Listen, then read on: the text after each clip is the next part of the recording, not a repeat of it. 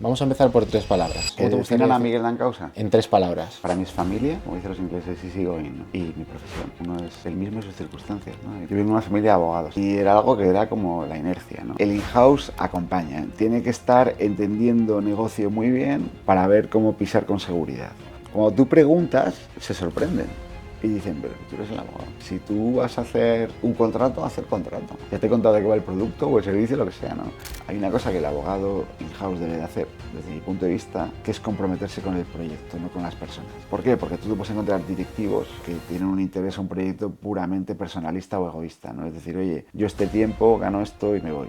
Hay contratos o operaciones que se caen porque las expectativas de las partes no eran adecuadas. Y ahora se habla mucho, sin que nadie concrete ni defina, del abogado híbrido. Y hay gente que entiende híbrido como que es una mezcla del abogado que es tecnológico, que es humanista y que es abogado, que estudia derecho. ¿Qué es el éxito? Todo el mundo quiere ser súper profesional, súper brillante. Algo por lo que te apetezca levantarte por la mañana. Tiene que estar alineado lo que piensas, lo que dices y lo que haces. Cuando tienen mi edad y más años descubren que no les resuena nada. Tú sigue, o sea, tu objetivo no es a corto plazo. Cómo organizar la empresa, de cómo debe ser tu relación con tus empleados. Le tienes que dedicar tiempo. Claro. Estamos aquí ya con el equipo nuevo.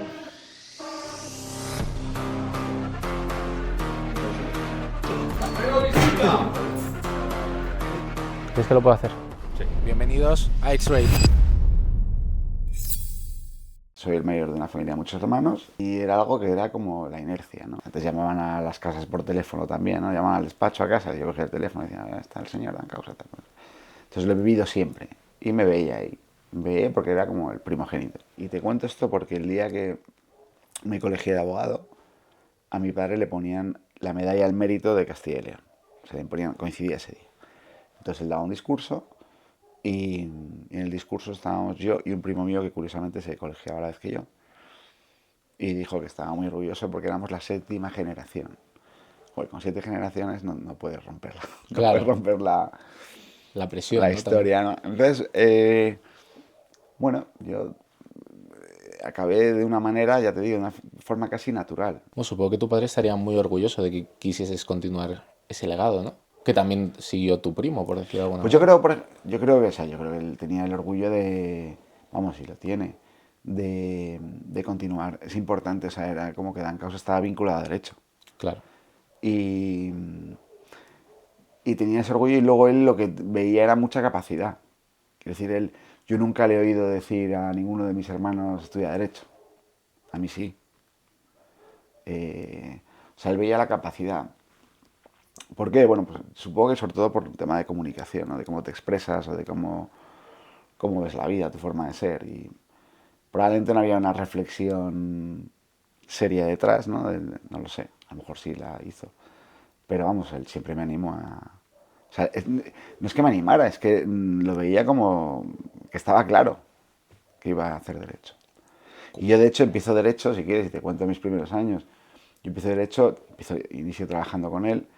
Y eso a mí me cambia mucho el chip de lo que yo veía el derecho, bueno, no a nivel los abogados, ¿no? Pero me cambia mucho el chip de en qué consiste todo. Me cambia el chip porque empiezo a ir a sala, empiezo a ver clientes, un despacho en Burgos que vivíamos entonces, ¿no?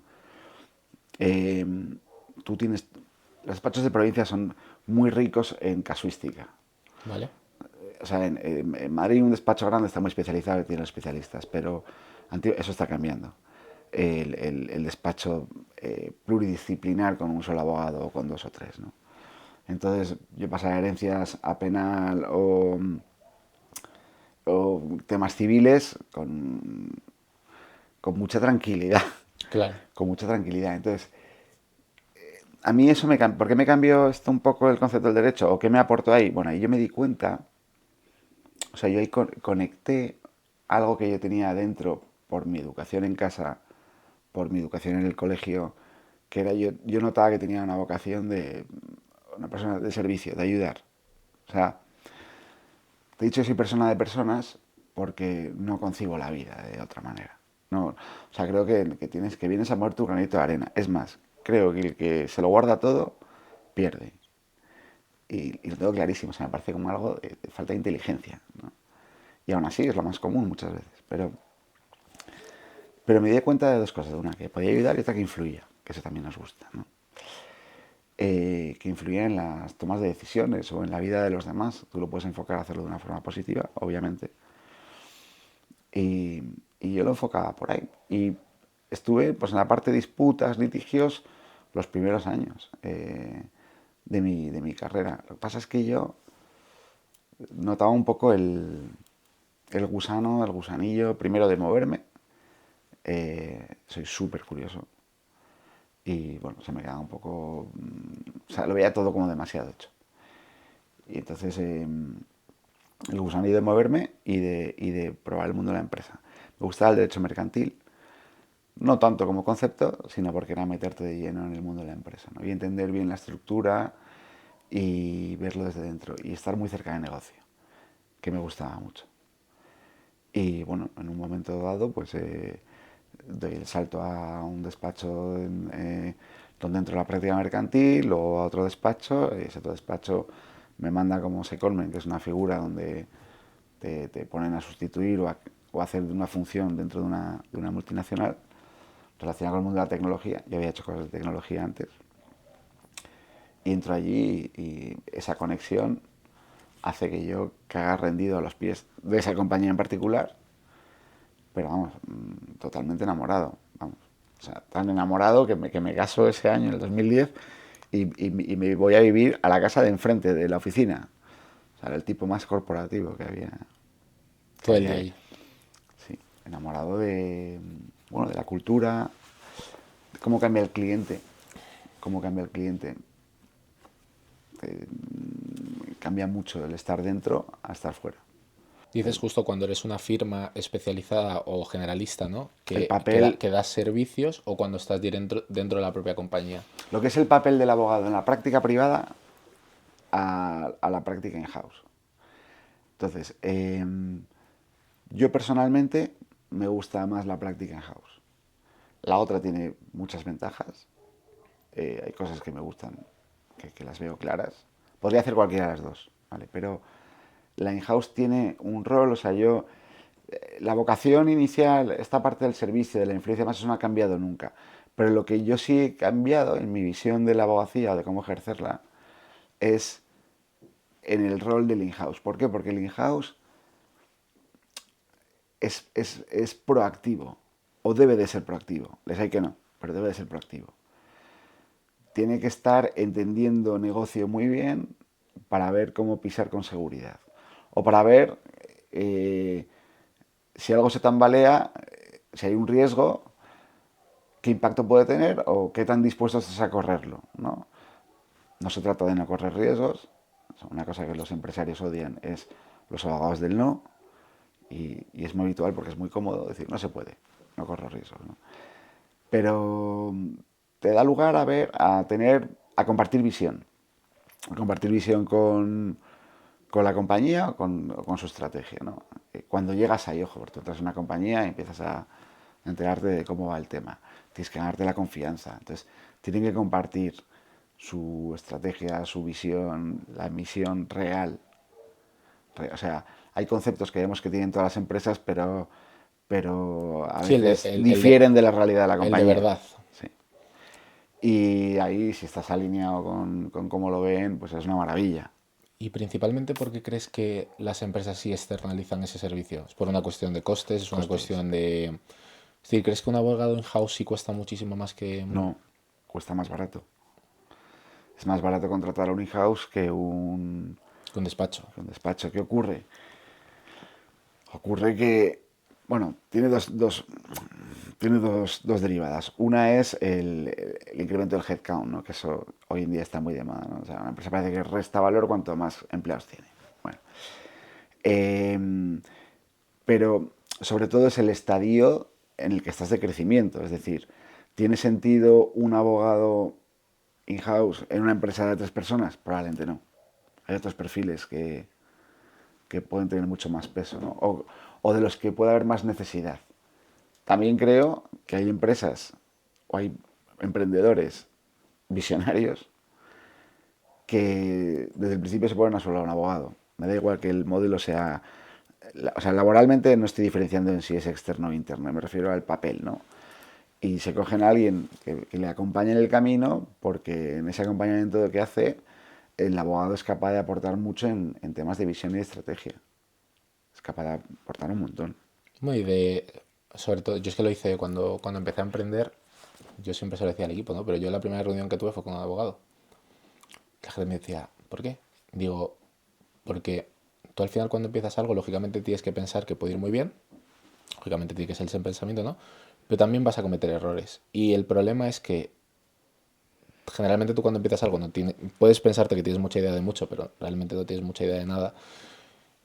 Y te acaba derivando a pasos en las que toda una mala decisión por un mal asesoramiento es un problema que a lo mejor es instantáneo, pero que luego te va repercutiendo de manera progresiva. Que no hayas registrado tú, que además estás súper especializado en tecnología, que no hayas registrado bien la propiedad intelectual, que no hayas considerado términos que luego entraremos, ¿no? Como estar cumpliendo bien el GDPR. Que claro, si eres pequeñito, la multa sigue siendo igual de como si fueras grande, ¿no? Entonces me llama mucho la atención porque para mí es mucho más estratégico, para mí, que a lo mejor luego en función del tamaño de la empresa que tuviese haría una cosa u otra, ¿no? Pero para mí es más estratégico tener una persona de confianza, una persona que comprenda perfectamente el negocio, que te diga, oye, por aquí no estamos teniendo en cuenta esto y vas a tener un problema. A externalizarlo al principio, ¿no? Independientemente del coste. A ver, sí y no, quiero decir. Todo el mundo empieza un negocio y lo empieza con un abogado. Como mucho o como poco con una gestoría, que suele haber abogados. Porque tiene que constituir la sociedad y la gente normalmente no sabe hacerlo. O los pactos parasociales que hagan, ¿no? El decir, oye, ¿cómo vamos a regular la relación entre los socios? Vale, eso es normalísimo. El in-house acompaña. Entonces, tú, por ejemplo, si tienes que negociar contratos, sobre todo en los inicios, te pasan dos cosas. Una, que estás dispuesto a firmar lo que te pidan el cliente y a correr ese riesgo.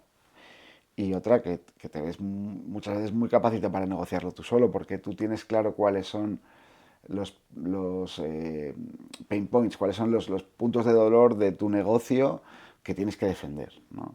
Luego hay muchas otras derivadas. Y el abogado lo va a negociar mejor, probablemente. Porque va a tener, o el buen abogado in-house va a tener una visión transversal de la compañía profunda, ¿no? O la va a ver desde una óptica particular, que es la del riesgo. Igual que los números es absurdo, ¿no? Que hable el abogado, tiene que hablar del CFO o el financiero, quien sea. Entonces, el que comienza una compañía con un abogado como asesor porque conoce el mercado y lo mete dentro, yo creo que es un valor añadido claramente. Tienes que ver si te lo puedes permitir o qué prioridades tienes, ¿no? O sea, me encantaría decir, es fundamental tener un in-house saturado desde que empieza. No. Y de hecho el mercado se está fraccionando y cada vez se da más la figura del fractional lawyer que llaman los americanos, ¿no? O el interim management, ¿no? Donde vas por proyectos a cosas muy pequeñas, ¿no? A mí no es que no me guste, es que pienso que se queda cojo, ¿no? Que empiezas una cosa, se acaba y no ves progresiones muchas veces o no te permite anticiparte, pero bueno, es la realidad del mercado a día de hoy. ¿Hay alguna anécdota que tengas trabajando de manera externa que nos puedas compartir? Que te llamase la atención, una situación complicada, que salís adelante sin poner lógicamente nombres ni apellidos. Como externo, ¿no? Ahora, en esta época de externo, que yo estoy trabajando para empresas como externo. Como externo. Es decir, alguna situación que hayas dicho, ¿cómo se ha podido dar esto? ¿Cómo no han tenido en cuenta? O sea, a mí hay una cosa que me, entre comillas, me frustra, que es, yo derivado de toda la experiencia de muchos años de trabajar en compañía, tú tienes claro que cuanto más sepas de negocio, mejor vas a dar tu asesoramiento. Cuanto más sepas, mucho mejor vas a ser. Entonces, me pasaba en la compañía también, ¿no? En las compañías en las que he estado, pero cuando tú preguntas, se sorprenden y dicen, pero tú eres el abogado. Como, si tú vas a hacer un contrato, haz el contrato, ¿no? Ya te he contado de qué va el producto o el servicio, lo que sea, ¿no? Y dices, bueno, ya, pero cuéntame si hay un soporte técnico. Oye, ¿cómo es la realidad? o qué SLAs quieres dar, o cuéntame cuál es la realidad de tu servicio, cómo tienes estructurado a nivel compliance, con qué cumples, con qué no. Entonces les cuesta dar la información, o sea, eso te pasa también en el mundo de la abogacía normal, ¿no? El que se dedica al penal sabe que muchos de los clientes que tiene llegan y por defecto mienten. Todos son inocentes, no entienden que si no lo son, deberían de contarte todo con pelos y señales para que la defensa que tú hagas del mismo sea la mejor, ¿no? Entonces, esto pasa igual en el mundo de empresa. Es como, bueno, los trapos sucios no se lo cuentes al externo, ¿no? Y dices, no, necesito saberlo. Necesito saberlo en función de lo que tú quieras. Si tú quieres una cosa muy para pasar al expediente, pues lo hacemos así, pero yo siempre ofrezco el saber, el enterarme, siempre. Porque lo llevo de forma, o sea, me sale de forma natural. El decir, oye, pero cuéntame, ¿me puedo sentar con tu equipo de I+D? Que me cuenten. O sea, es que te da una imagen mucho más completa. O Una situación que hayas dicho, ¿cómo se ha podido dar esto? yo digo, oye, quiero reunirme con el destinatario final, si puedo, ahí no llegué, y también con los proveedores, porque esto lo proveían muchos, ¿no? Y quiero entenderlo. Ellos solo me pedían que hiciera un acuerdo marco que encajara y tal, pero déjame que me reúna y que entienda el producto. Fíjate, de esas reuniones, del producto inicial que me estaban contando que se vendía, a lo que realmente fue después, no tenía nada que ver. ¿Y qué problemas puedes tener por eso, por ejemplo? Bueno, que estás haciendo un contrato para regular otra situación. Claro, es decir, tú no estás protegido realmente para... Claro, para pero nada. decir, no, es que voy a poner una cosa que es Big Data, Internet of Things. Y dice, bueno, a ver, primero hay que saber lo que es Big Data. Entonces, Big Data tienes que tener millones de datos para que eso sea Big Data, ¿no? Si no es un tratamiento, como uno más. Si es Internet of Things, ¿qué consiste? Bueno, pues era un dispositivo que se metía en otra historia y medía. Pero no podemos llamarlo que sea, no es un smartwatch, Claro. ¿no? Entonces dices, bueno, claro, de cómo te cuentan el discurso, porque es comercial, ¿no? Es lo que él ve, las fortalezas para venderlo, a lo que luego es la realidad, cambia. Entonces dices, bueno, te habría hecho un contrato en un sentido o en otro. O sea, me centro, por ejemplo, mucho en el tratamiento masivo de datos y voy por ahí, o me centro en... O esto además tenía unas circunstancias de instalación que, según me lo contaban, eran peligrosas, aparentemente, porque no había persona especializada y tenían que poner los dispositivos en una zona de difícil alcance. El cliente, claro, él iba descubriendo conmigo que iban a vender. Quiero decir, yo entiendo que él era un intermediario, su función era distribuir estos fondos y promocionar la tecnología, y el producto para él era un poco más secundario, ¿no? Entonces él tenía un concepto y como este tenían otros tantos, ¿eh? O sea, que no es que digas que oye, que responsables, no es que tenían muchas más cosas, ¿no?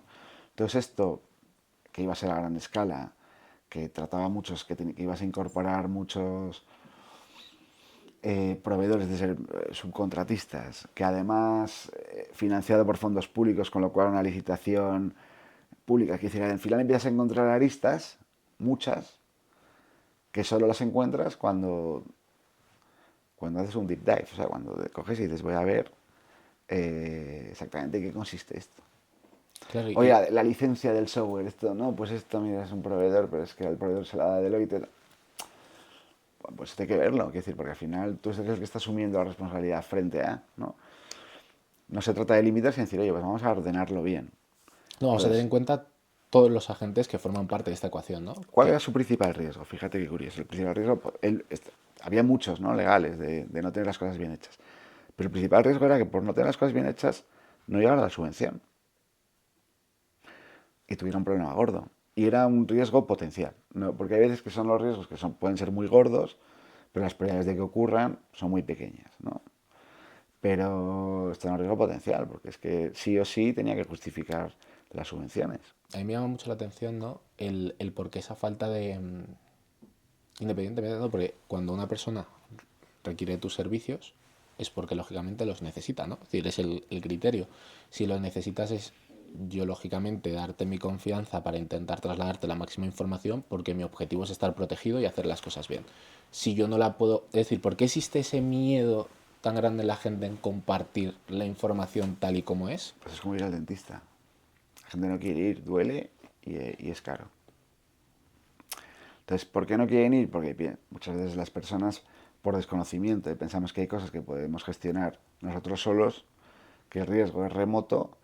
Tengo un amigo que es fiscalista que dice que él sabe que siempre le va a ir bien, porque un fiscalista lo que mejor hace es generar miedo en los demás, y que cuando generas miedo, siempre pagan, ¿no? El miedo financiero.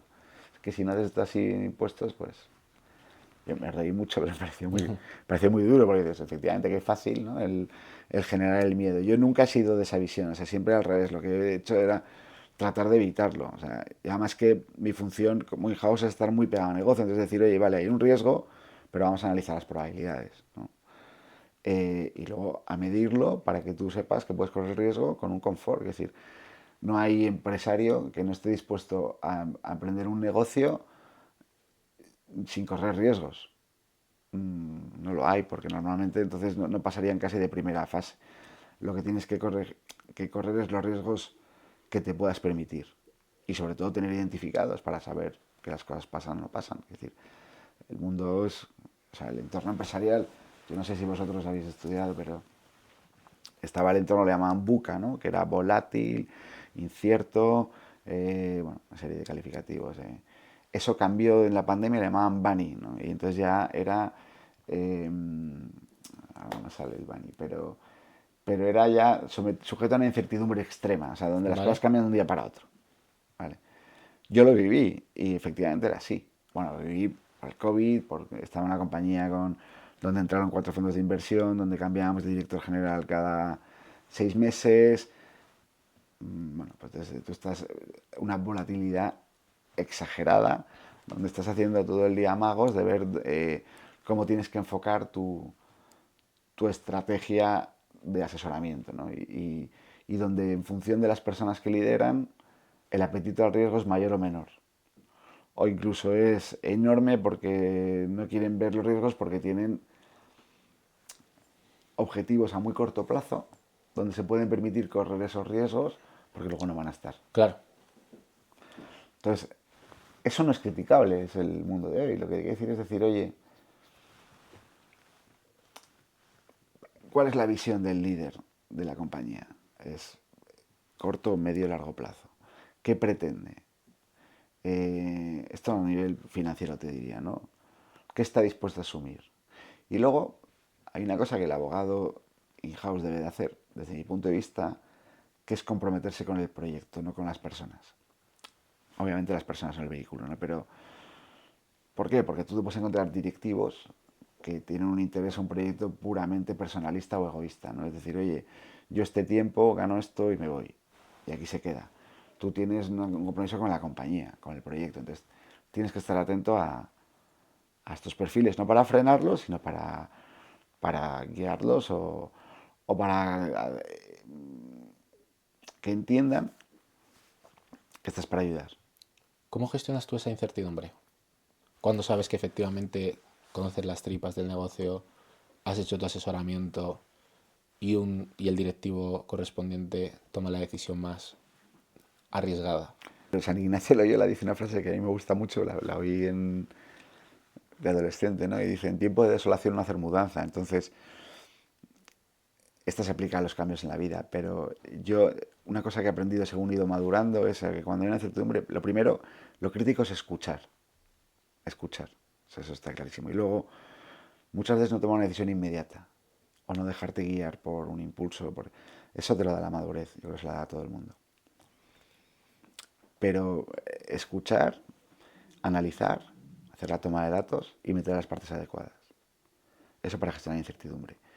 Porque la incertidumbre no la gestiona el asesor de forma individual. Un problema en la empresa muchas veces es los individualismos, ¿no? Este es mi marrón. Eso es una cosa que también aprendes con la experiencia. No hay ningún marrón tuyo, el marrón es de todos. Y es algo que se persigue mucho en las empresas, la accountability, ¿no? La gente que se haga responsable de. Entonces, hay que saber seleccionar a las personas adecuadas, hay que escuchar su versión. Crítico, saber preguntar bien, eso es esencial de cualquier abogado, saber hacer las preguntas adecuadas. Y poner el problema sobre la mesa. La decisión muchas veces no es de uno, es de muchos. O a veces es tan evidente una vez que has recopilado la información que es que no hay que tomar decisiones. Pero hay que recopilar la información. Esto te pasa mucho a todos los niveles, o sea, comercial, con los departamentos que viven en la prisa, y viven en la prisa porque es parte de su función, vender rápido, porque algo que no se vende rápido, que no se materializa rápido, se puede perder. Eso lo entiendes, ¿no? Pero muchas veces dices, oye, vamos a parar un minuto, porque merece la pena entender qué piensa servicios y más de, o cómo ve esto. Porque tú estás poniendo un problema para la venta, quieres que el abogado lo solucione, pero tendremos que entender bien el problema, ¿no? Y una vez que entendamos bien el problema, reformulamos el planteamiento. Y luego hay otra cosa que funciona bastante bien, para mí, que es la transparencia. Bueno, es un tema de empatía, es decir, si es con un contrario, con la otra parte, con lo que sea, decir, oye, ¿realmente qué te duele? ¿Es una pose? ¿Es una política que tienes que hacer cumplir sí o sí, pero no la entiendes ni tú? ¿O es un problema que estás viendo y no me has traslucido porque vamos a ver cómo juntos lo solucionamos? Pero yo creo que para solucionar problemas o para tomar decisiones críticas en momentos de incertidumbre es siempre bueno estar rodeado de las personas adecuadas. Que no tiene por qué ser tu equipo. Puede ser equipos transversales o gente de departamentos incluso con los que no has trabajado, pero la persona adecuada para el problema concreto. O sea, un tema muy importante de la abogado in-house es saber, la colaboración transversal, saber contar con quien debes de contar, incluso en los temas legales. Oye, yo hago compliance, yo hago gestión de la seguridad jurídica, yo hago societario, pero hay temas que yo no hago o que no he hecho. Y aquí es muy importante la sinceridad, es decir, o sea, salirte de la pose, ¿no? Y decir, no lo sé. No lo sé o tengo que estudiarlo. Oye, aun estudiándolo o aunque él me lo estudie, es bueno que que contemos con un externo, es especialista en esto. Y conocer el mercado. Tú tienes que tener una pátina de conocimiento de todas las áreas para saber guiar. Yo soy especialista, has dicho antes, soy especialista en tecnología. Bueno, yo tengo más que especialista, yo tengo una carrera muy productiva en tecnología y he sido pionero de alguna manera en el mundo cloud en España. Pero yo al final soy especialista más en lo que es la asesoría jurídica, entiendo, porque implica gestión de personas, implica gestión del presupuesto, implica estrategia, implica entender negocio. Ahí sí que considero que me puedo mover en todos los entornos. Obviamente, si el entorno es tecnológico, pues funciona con una comodidad Increíble. Claro, porque lo entiendo bien. ¿Qué es más ágil para ti? ¿Un abogado in-house o un abogado externo que tú contratas? El in-house. ¿Por qué te digo esto? Hay muchas ocasiones, ¿no?, en las que tú de repente estás en un acuerdo mercantil y hay veces que incluso se caen por los abogados, ¿no? O, Debe de pasar. A mí no me ha pasado nunca. ¿sabes? Yo lo he visto varias veces. Generalmente no abogados in-house, sino abogados externos, ¿no? Que al final cada uno representa a su parte, luego, bueno, intereses cruzados, ya podemos ver un poco cómo van. Y llegas a un momento en el que te tiras para una operación 2 meses. Yo ya digo que cuando no han pasado las 2 primeras semanas, a no ser que sea, imagínate, una operación muy grande de adquisición, de fusión, de M&A, lo que sea, complicado que pase, ¿no? Una venta, supongo que estamos de acuerdo. Y muchas veces es, no, porque lo tiene que revisar el abogado, lo revisa el abogado, pero el abogado, claro, si ya es jueves, ya está el lunes o el martes, olvídate. Si es in-house, yo creo que no es así. Es decir, porque tú al final, si tú quieres hacer esa venta, tú eres el primero que independientemente ya le vas a decir, oye, ponte ya, que tenemos que vender, que estos son X, ¿no? ¿O cómo lo ves tú? Pues mira, que ni uno ni otro, quiero decir que es que depende del tema concreto.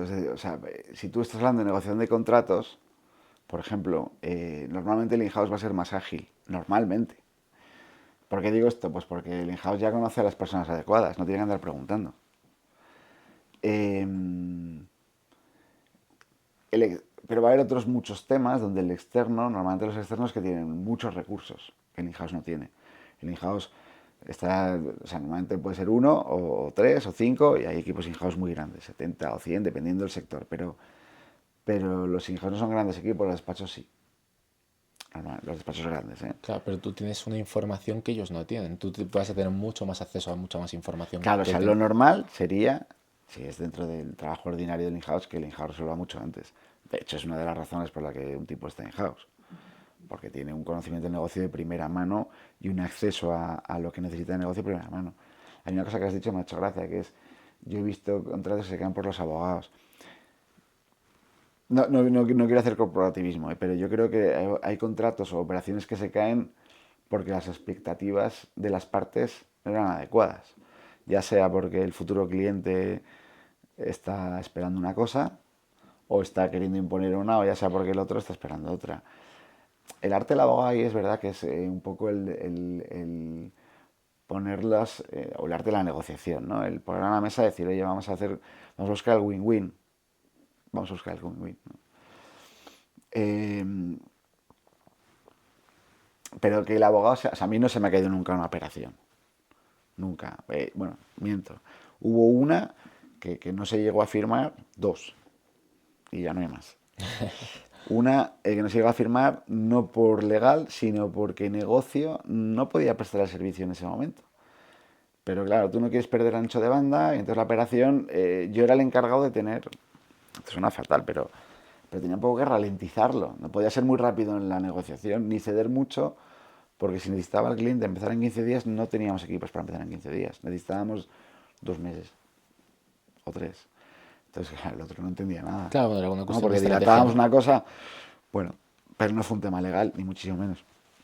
Y luego hubo otra donde, recuerdo, una empresa de ciberseguridad, un contrato pequeñísimo, nos pedía a nosotros para un servicio cloud, pues que las brechas de seguridad las avisáramos en, no sé si eran 6 o 12 horas, 24/7, y dices, te sientas con él y dices, oye, mira, esto no es un tema legal, pero que es que este no es el servicio, tengo que tener una persona Solo para ti. para hacerte esto el viernes y me estás cobrando, o sea, y el contrato son 15.000 al año, o al mes, no me acuerdo, que no me da ni para pagar al que vigila. Bueno, pues no quería. Entonces, el que decía, no, es que el abogado no me deja. Dice, perdona, el abogado te deja. El abogado asesora a negocio y dice a negocio, oye, si tú esto lo ves claro, tira para adelante. Si ves claro que quieres asumir el riesgo, porque la empresa no va a contratar a un tipo para monitorizar, ¿sabes? Pero tira para adelante. O mira a ver cómo lo montas con los equipos para que siempre haya alguien pendiente. Pero esto se cayó. ¿Es un tema legal? No, legal ha detectado riesgo. Yo creo, y sobre todo te lo comentaba porque creo que ahora todo el mundo puede ser abogado. Puntualizo. Todo el mundo puede ser abogado con la ChatGPT. inteligencia artificial, efectivamente. Entonces, creo que en vez de realmente ponerte en las manos de que tienes que poner y que tenga un asesoramiento real, hay mucha gente que creo que lo que intenta es decir, yo controlo, yo poniendo lo que quiero hacer, pero claro, de ahí a lo que valga, a lo que cumple, a la regulación real de, claro, yo puedo decirte si esto se hace así, esto no tributa así, y esto tal, sí, porque me lo pone ChatGPT. Pues hay muchas veces que no funciona. Entonces, ¿cómo tú estás viviendo esa inclusión de las inteligencias Esa artificiales? transformación. Efectivamente. Pues mira, con muchísima expectativa. Yo sé que lo políticamente correcto es abrazar el riesgo y llegar y decir, estoy entusiasmado, pero no se abren nuevas ventanas y tal. Pues sí, estoy entusiasmado porque me gusta la tecnología, me gusta por dónde va, me gusta lo que aporta. Pero por otro lado dices, bueno, esto va a generar problemas sociales. O sea, negarlos es de necios. Entonces esto va a generar problemas, va a haber gente que tenga que reinventarse. Y reinventarte lleva un tiempo. Y tienes que comer. Entonces, pues eso me preocupa. Pero a nivel abogados, quiero decir, en todos lados se oyen varias cosas, ¿no? Una es que esto va a sacar a la luz el pensamiento crítico. Yo, por ejemplo, creo que la inteligencia artificial para personas como yo puede ser una ventaja. ¿Por qué? Porque yo no soy el abogado de estarme con 14 tomos viendo jurisprudencia detrás de una mesa. Yo soy abogado de entender a la persona. Entonces, si además las horas de trabajo que haces delante del ordenador me las va a potenciar la inteligencia artificial y tengo criterio para poder evaluar lo que me ha pasado, Ganas. Tiempo. tengo ese pensamiento crítico, pues oye, bienvenido sea, ¿no? Otra cosa es cómo lo interpreten las personas, es decir, yo lo veo así. Si el que la va a utilizar piensa, me ahorro esto y esto, pues bueno, ya llegará un momento en que se den cuenta de que se podía arreglar o no. Donde yo veo problemas, pues es a lo mejor en la gente más joven, porque ¿cómo hemos aprendido muchas de las cosas? Pues haciendo tablas para una due diligence donde te analizabas 300 contratos para ver si había una cesión, si se podía hacer el contrato o no. Y como esta cláusula, pues otras 50. Claro, veías 1000 modelos de cláusula, ¿no? Entonces aprendes. Eso ya no va a tener sentido que haya un junior haciendo eso. Eso ya no va a tener sentido porque te va a hacer la inteligencia artificial, entonces... Y te va a dar el producto final. Claro, hasta que... entonces, claro, ahí entramos el punto de qué forma el junior, que luego no es junior ya, porque estamos quitándonos a ese junior, Claro. se vuelve en un mid junior senior, ¿no? Bueno, ahí pasan dos cosas. Una que está... Tres cosas. Primero, que el joven viene con un mindset mucho más tecnológico. Entonces, el cómo coger esto lo va a coger... O sea, el uso de la tecnología lo va a coger muy rápido. Yo me considero un usuario avanzado y aún así tengo problemas. Así tengo problemas que una persona más joven muchas veces resuelve. Me considero avanzado porque encima si te pones con, no sé, de 40 para arriba, pues es que a veces pienso estoy en el top 10 porque a la gente le cuesta, ¿no? O porque se ha centrado en aprender otras cosas. A mí como está llamando la atención, pues he aprendido más. Pero vamos, a lo que volvamos. El joven es, para el junior ya viene con ese mindset tecnológico. Otro le va a permitir fomentar otro tipo de capacidades. Otro tipo de capacidades mucho más humanas, mucho más perceptivas, conectar mucho más con sus soft skills, que inicialmente a un junior se le pedían, pero no se ponen tanto en valor muchas veces. Porque, oye, tú lo que tienes que hacer ahora es analizar 3.000 contratos, claro, buscarme jurisprudencia y bucear entre 400 sentencias a ver si me encuentras el punto. Había que pensar después, pero perdías muchísimo tiempo para hacer un extracto así. Eso te lo da la inteligencia artificial. El senior va a tener el criterio, o debería tenerlo, para decir, oye, esto no es una alucinación o no me gusta por dónde ha ido, porque ya a la inteligencia artificial le veo un problema, que es que coge un carril y le tienes que sacar del carril y ya no sabe el prompting, que es que a veces dices, oye, que yo no quiero pensar como tú, que yo quiero pensar diferente. A mí me funciona siempre pensar diferente, ¿no? Porque tú lo pones en perspectiva o haces analogías con tus experiencias y eso la inteligencia artificial no lo puede hacer. No tiene esa capacidad creativa a día de hoy.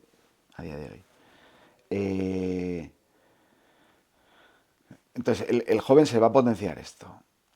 Va a ir con el mindset tecnológico y ahora se está buscando, se habla mucho, sin que nadie concrete ni defina, de el abogado híbrido. Hay un catedrático inglés, un profesor universitario inglés muy famoso, se llama Richard Susskind, que ya hace años escribió una cosa llamada El abogado del futuro.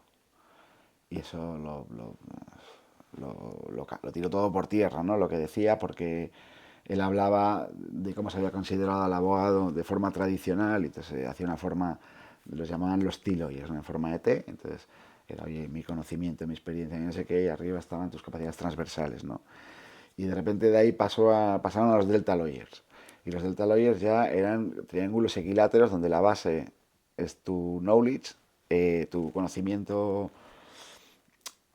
tus hard skills, ¿no? Todo lo que has estudiado, lo que sabes demás, y luego ya combina con otra serie de ahí pasaron el mundo que... A mí me encantan estas cosas, entonces me las leo todas.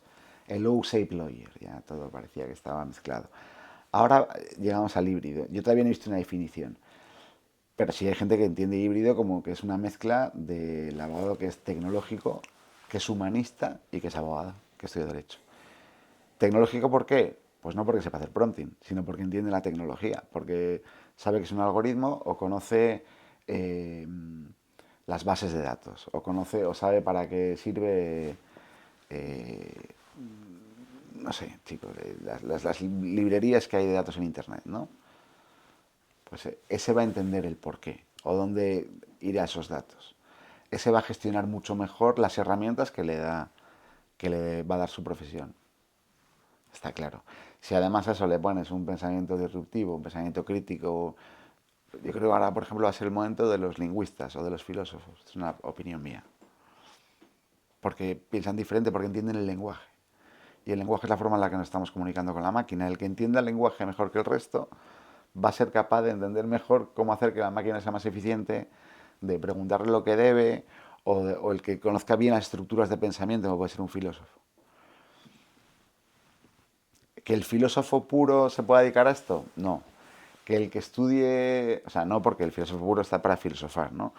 Pero que el que complete su formación con estas prácticas, Va a estar un poco en ventaja.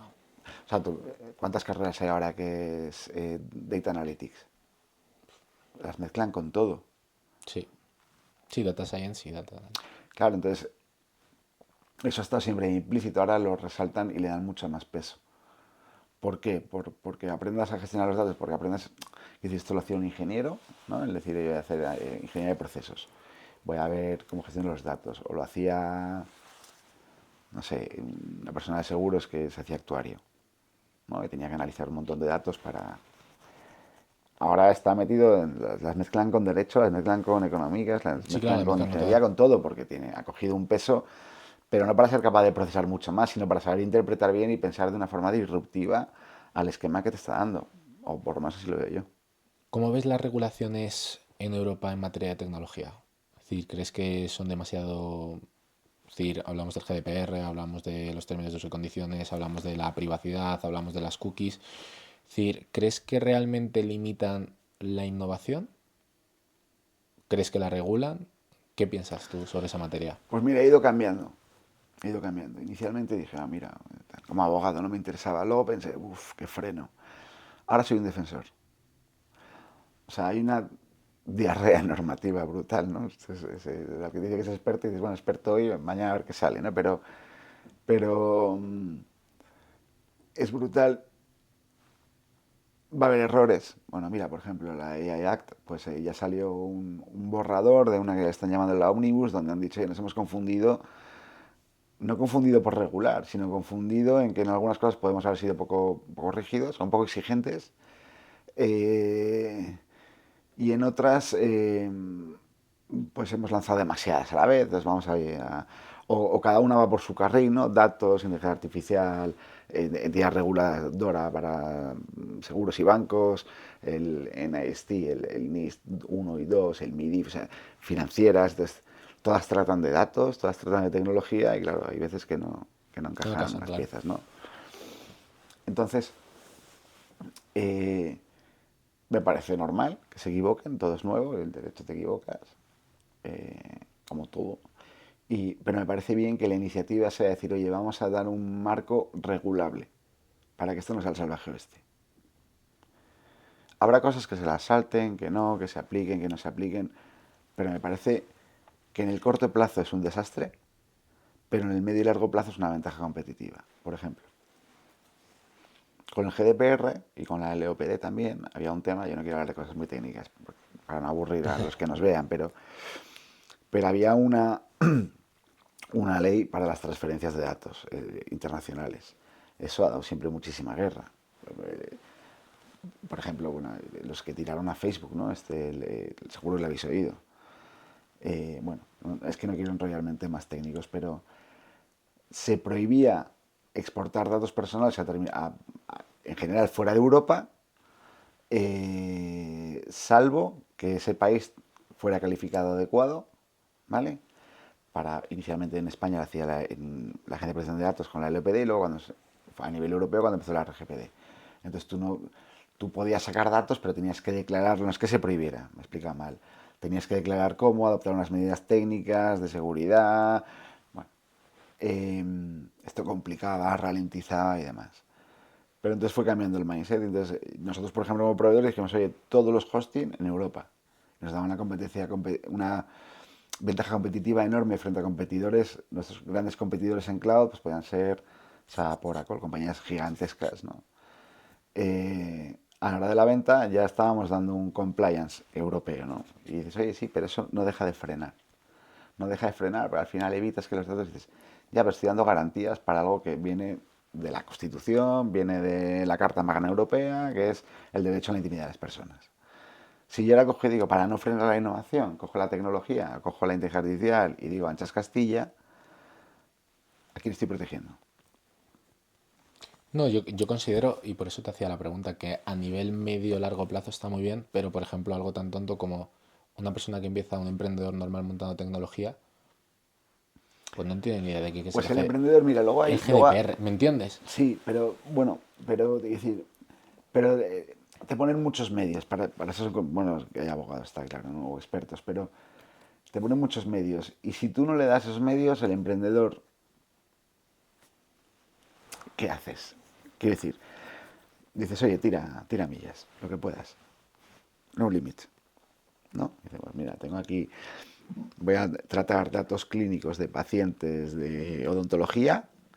Vale, joder, si esto lo comparamos, los datos, pasar las operaciones, las métricas de tiempo que ha dedicado, vamos a sacar aquí una lista de pricing y cuál es el más competitivo de no sé qué. Tengo que compartirla con otros sitios, mira. Y los expedientes médicos de las personas, te he dicho odontología, por no decirte oncología, ¿sabes? Pululando por el mundo. Que eso cae en malas manos y dicen, a este señor le puedo vender o a este señor le puedo... O sea, eso sabemos que hay que protegerlo. Sí, lógico. Entonces, porque quiero decir, eso es una barrera para el que quiere dedicarse a temas del sector salud. Claro que es una barrera, pero al final lo que está dando es una garantía para que tu negocio sea más sostenible, más seguro, evite riesgos, porque dices, si cumples, evita riesgos. Mira, el GDPR hizo una cosa que yo no había, a lo mejor la hizo otra ley, pero yo no la conocía. Cuando llegó el GDPR, todos los que nos dedicábamos a temas de privacidad por estar en tecnología, nos quedamos un poco descolocados porque estábamos acostumbrados a que estaba el ALPD y un decreto que decía medidas de seguridad, nivel alto, medio, y bajo tantas. Y dices, a aplicar esto, cogías tu checklist y empezabas a... Y de repente aquí no ponían nada de medidas. O sea, no había... Sí, te decían que tenías que encriptar, te dice el artículo 28 que hay que hacer una serie de cosas, pero no te especificaba. Y entonces recuerdo, esto recién salió el borrador, luego ya todos cambiamos, pero recuerdo una charla que dijo, un abogado se dedica a esto, muy bueno, y dijo, por primera vez la ley nos trata como adultos. Entonces dice, esto es lo que hay que proteger, ahora yo te digo lo que hay que hacer, ingénatelas para ver cómo lo quieres hacer. La AI Act en parte hace eso. A los proveedores les está pidiendo, por cautela, muchas medidas para demostrar que han hecho el trabajo que tienen que hacer y que eso no sea un monstruo de 7 cabezas incontrolable, pero está haciendo eso, o sea, no te dice tienes que hacer 100.000 cosas, te está diciendo, oye, si tú quieres llegar a proveedor o que desarrollen sobre tu LLM X, tienes que tener la declaración de conformidad, demostrar que se ha hecho un análisis de impacto de que no afecta a los derechos humanos, o de que si hay tratamiento de datos, acuérdate de la GDPR, si hay temas, ¿sabes? Entonces, te está poniendo el marco, ahora ingénatelas tú. Son normas complicadas. De hecho, yo creo que esta es la más farragosa que he leído, ¿eh? O sea, es farragosa, es difícil de entender, pero te están dando un marco para crecer de una forma sostenible. Entonces, lo que no se nos puede llenar la boca hablando de sostenibilidad, medio ambiente y demás, y que eso sea para quedar bonito. Eso está pasando hoy en día, es uno de los grandes problemas de hoy en día, ¿no? El make-up compliance que llaman, es decir, yo cojo una política, la pego, pero ni la he pensado ni la he leído, la he copiado de fulano. ¿Por qué? Porque ese trabajo no te sirve para nada. Bueno, lo que tú decías, luego te das cuenta que tratas por diferentes motivos con ese tipo de compañías, ¿no? Que lo tienen hiper mega en grande por todos los lados. Y dices, ¿dónde está? ¿Si esto dónde está? Pero si ya solo en el primer correo ya se ve que no cumplen, que no es así. Por eso ya... Ahora, tú puedes en el mundo empresarial hacer... O sea, echar la vista a otro lado o afrontarlo, quiero decir. Eso ahí va en línea con lo que es el apetito al riesgo. Es decir, y luego hay cosas que entiendo que son caras. Es decir, oye, yo necesito... Si tú no eres una empresa con tecnólogos dentro y tienes que hablar de encriptación, pues no lo puedo hacer determinadas personas. O sí, pues, pero tienes que contratar a alguien para que te encripte. Sí, lógico. Entonces te genera más gastos y dices que así quien emprende. O te la juegas, no encriptas ahora y si te va bien encriptas. Ahí es donde es interesante tener medio el riesgo. Lógicamente el abogado no va a decir, no te preocupes, tira, ¿no? O sea, tiene que decir, oye, este es el riesgo, esto es lo que hay, mis recomendaciones. O, si no se puede, vamos a buscar otras vías. ¿No? Porque a veces... Totalmente. O sea, los caminos no son rectos. Es complicado. Vamos a pasar a la sección de preguntas comunes. ¿Alguna vez has sufrido el síndrome del impostor? Muchas. pero se vence. ¿Cuál es el mejor consejo que te han dado? El mejor consejo que me han dado. Eh, Pues no sabría decirte, o sea, así con unas palabras grandilocuentes, alguien me ha dicho algo, no. Los conceptos más bien, o sea, me vienen cosas como aprender a comprometerte, mi madre, ¿no? O un socio para el que trabajé mucho tiempo me dijo, pon el foco en tu expertise, ¿no? Eso. Bueno, pues a mí que me gusta bichear muchas cosas, me acuerdo de esta frase mucho, ¿no? Es decir, oye, pon el foco en lo que realmente sabes mucho, ¿no? A veces selecciona tus batallas, selecciona tus batallas. Eso lo aprendí. Ese fue un buen consejo profesional. Aprovechando el espacio en el que estamos, Sí. si fueras el protagonista de un libro, ¿cuál serías? De un libro. Qué buena está.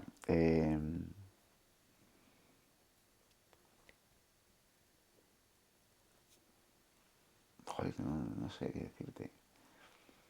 Sí, se me están ocurriendo 100.000. Es que depende del momento de tu vida, ¿no? En el actual. En el actual. Pues mira, a mí me encanta una película. Bueno, estoy hablando de una película, te iba a decir. Es que me han venido personajes, me vienen imágenes, claro. Y estaba hablando de Horizontes de Grandeza, un Gregory Peck, que es un señor, no sé si lo habéis visto. Sería ese el protagonista, pero en un libro no te sé decir. No te sé decir. Me duele no decírtela. Bueno, nos Rápidamente. quedamos con el de la película. ¿Sabes quién sería? El Cid. El Cid, ¿sí? Un ejemplo de resiliencia. Bueno, primero porque he vivido 21 años en Burgos.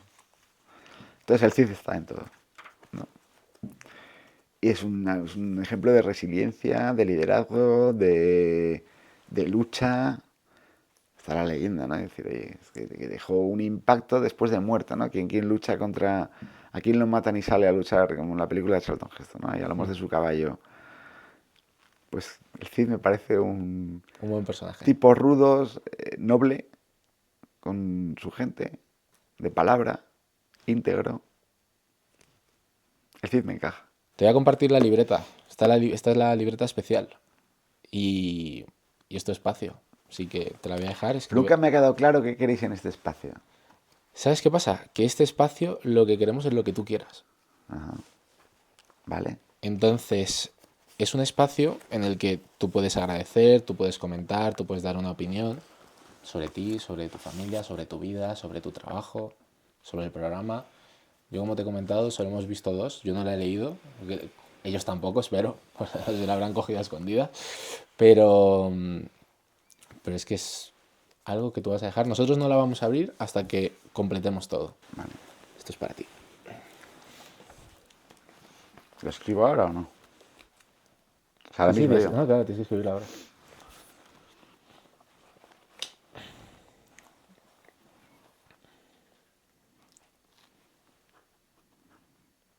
Sí, me sale decir algo de lo que no hemos hablado, pero... Tú puedes poner lo que quieras, Miguel.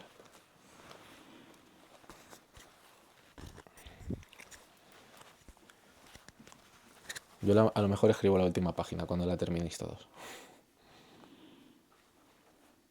O Mateo.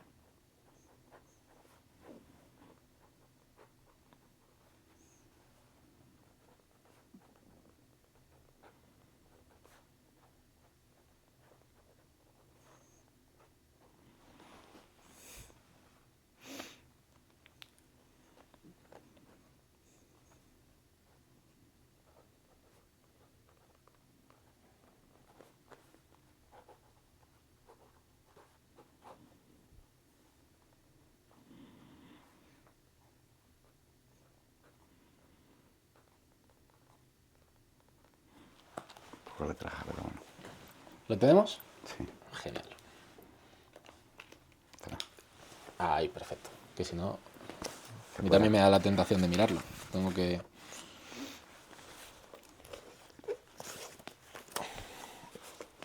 Y ya con esto pasamos al objetivo final, ¿no? Al motivo por el que nosotros, bueno, siempre aparezco yo, ¿no? Pero aquí está Mateo y Octavio detrás de cámaras también en este espacio tan increíble con estos libros, intentando llegar a la conclusión, intentando ayudar a la gente, intentando aportar nuestro granito de arena para que la gente vea que la vida va mucho más allá de las cosas materiales, ¿no? De que la gente realmente es muy gente, es decir, todos somos iguales, es decir, nos gusta... Ayer justo yo estaba en una reunión y decía, la felicidad de las personas reside en lo cotidiano, ¿no? Absolutamente.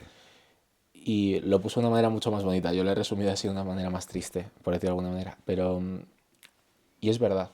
No, saber valorar lo que tenemos. Efectivamente. Mira, hay una cosa que yo siempre está muy vinculado a... Yo estoy en jesuitas y siempre nos metieron, o siempre tuve mucho acceso a obra social y hice muchos voluntariados y sigo muy vinculado a muchas cosas. Una cosa, una imagen poderosísima es ver la sonrisa de un niño en África que no tiene nada. Es poderosísimo. Lo ves y dices, no entiendo nada. No entiendo por qué aquí hay tanta... O sea, porque ¿qué pasa aquí? Este niño no sabe si va a comer hoy.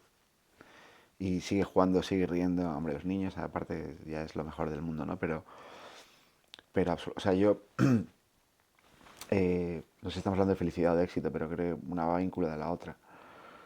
La felicidad, para mí, primero es una estadía que nos piden, que es absurdo, porque es como, quiero ser feliz. Bueno, ya, vale. Pero la felicidad está en saber valorar, ya no disfrutar, valorar lo que tienes. Lo bueno y saber valorar lo malo. Y encajarlo y convertirlo en mejor cuando se puede y cuando no se puede, no. Sin frustraciones, pero en el placer de las cosas sencillas, en lo cotidiano, Es la pena, ¿no? Que la vida muchas veces te pone una venda para que no veas que, pues la suerte que tengo yo ahora, cuando les leo un cuento a los niños por la noche, que se me acabará un momento, pero pensar que mi hija se apoya a un lado y mi hijo al otro y se ponen tan contentos, pues chico, el día merece la pena, ¿sabes? Y es un detalle mínimo. No quiero soñar ñoño, pero es verdad, pero es verdad. Porque lo demás es casi todo efímero. Lo demás es todo efímero. Así que eso sobre la felicidad. Entonces, ¿qué es para ti el éxito? Bueno, para mí el éxito es el equilibrio. Quiero decir, el éxito es alcanzar los objetivos que uno se propone. La cuestión es que el éxito es tan ambicioso como los objetivos que tú te pongas. Yo creo que esto funciona en la vida, en la empresa, en las relaciones, en todo. Si eres avaricioso, que no ambicioso, y lo quieres todo, probablemente no llegues y te frustres. Entonces, como los proyectos, ¿no? Es decir, oye, busca tus metas, los quick wins, busca ese tipo de cosas y a por ello. Pero sobre todo, cuando el éxito está repartido en equilibrio entre los ejes que conforman la vida de uno. Y decía al principio cuando empezaba a decir, oye, yo soy una persona de familia, o sea, padre, esposo, hijo y hermano, casi por encima de todo. Soy un abogado profesional que veo mi trabajo como una profesión en la que puedo ayudar. No quiero perder eso de vista nunca. Entonces, si yo consigo el equilibrio, ¿no? O cuando tengo el equilibrio, hay veces que se tambalean cosas. Lógicamente, o que la salud o lo que sea no te acompaña. Vale, tienes que tener la fortaleza en los demás pivotes de tu vida para estar fuerte, para disfrutar de tantas cosas buenas que tenemos. Y si además eres una persona espiritual, pues, y tienes... Yo soy creyente, entonces yo digo, joder, qué suerte que tengo a Dios. Pero no para decirle, oye, a ver si me consigues esto, sino para decirme, ayúdame a afrontar esto otro.